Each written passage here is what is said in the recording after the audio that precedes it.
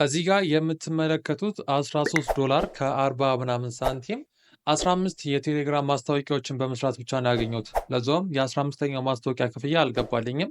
ልክ የ15ኛው ማስታወቂያ ክፍያ ነገ ሲገባብኝ $14 ከ50 ሳንቲም አካባቢ ይሆናል። ያ ማለት 1 ወር ከምናምን በሚሞላ ጊዜ ውስጥ ኦልሞስት በ1 ወር ጊዜ ውስጥ ነው ይህን ገንዘብ መስራት የቻልኩት። ይሄ ገንዘብ ብዙ ሆኖ አይደለም፣ ግን እንዴት ብዙ እንደሆነ ላስረዳችሁ። አንደኛ የቴሌግራም ቻናሌ ሜምበር ትንሽ ነው። 490 የቴሌግራም ቻናል ነው ሜምበር ውስጥ ያለው። እንደዚሁም ደግሞ እኔ ለአንድ ፖስት የማስከፍለው $1 ነው። ከዛ አፕሊኬሽኑ ደግሞ ለራሱ የተወሰነ ፊ ይወስዳል፣ ትራንዛክሽን ፊ አለው። እነሱ ሲቀናነሱ ነው ይሄ የመጣው ማለት ነው። እንደገና ዊዝድሮ ሳደርግ ደግሞ የተወሰነ ፐርሰንት ይወስዳል።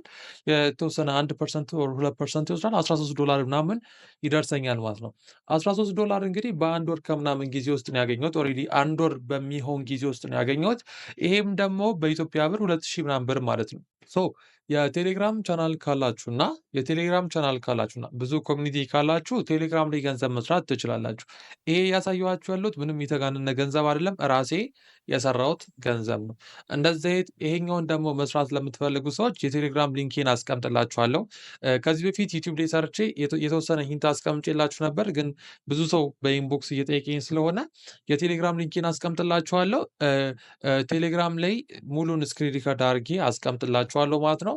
የቴሌግራም ቻናላችን ጆይን አድርጎ የቴሌግራም ቻናላችሁ ላይ ገንዘብ መስራት ትችላላችሁ።